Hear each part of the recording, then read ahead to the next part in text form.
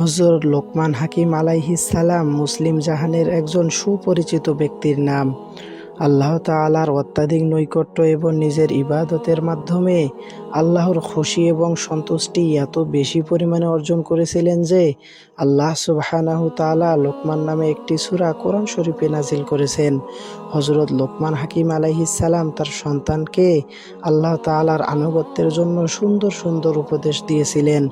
উপদেশ দিতে গিয়ে লোকমান আলাইহিস সালাম ছেলেকে উদ্দেশ্য করে বলেন, হে বৎস, তুমি আল্লাহর সঙ্গে কাউকে শরিক করো না। নিশ্চয়ই আল্লাহর সঙ্গে শরিক করা বড় জুলুম। হে আমার আদরের সন্তান, আমি তোমাকে মাতা পিতার সঙ্গে সদ্ব্যবহারের আদেশ দিতেছি। মা তোমাকে কষ্টের পর কষ্ট করে গর্ভে ধারণ করেছে এবং তোমাকে 2 বছর পর্যন্ত বুকের দুধ পান করিয়েছে। সুতরাং তুমি মাতা পিতার প্রতি কৃতজ্ঞ হও। মাতা পিতা যদি তোমাকে আল্লাহর সঙ্গে এমন বিষয়কে শরিক করতে পীড়াপিড়ি করে যার জ্ঞান তোমার কাছে নেই, তবে তুমি তাদের কথা মানবে না এবং দুনিয়াতে তাদের সঙ্গে উত্তম আচরণ করবে। মনে রেখো, একদিন আল্লাহর কাছেই আমাদেরকে ফিরতে হবে। হে আমার আদরের সন্তান, তুমি নামাজ কায়েম করো, সৎ কাজে আদেশ দাও আর মন্দ কাজে নিষেধ করো। বিপদ আপদে সবর করো। নিশ্চয়ই সবর করা সাহসিকতার কাজ।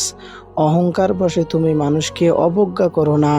হে আমার সন্তান, জমিনের উপর অহংকার করে বিচরণ করো না।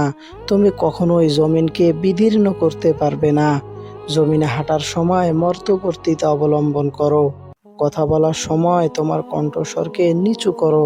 আল্লাহ পাক রব্বুল আলামিন আমাদের সকলকে এই সমস্ত কথা নিজেদের জীবনে পরিপূর্ণভাবে আমল করার তৌফিক দান করুন, আমিন। আজকে আর কোনো প্রশ্ন নয়, আজকে আপনাদের সকলের জন্য একটি একটি কুইজ রয়েছে। আপনারা সকলেই একটি একটি প্রশ্ন করে যান, ইনশাআল্লাহ উত্তর দেওয়ার চেষ্টা করব। আল্লাহ আমাদের সকলকে সুস্থ রাখুন, ভালো রাখুন। আসসালামু আলাইকুম ওয়া রাহমাতুল্লাহ।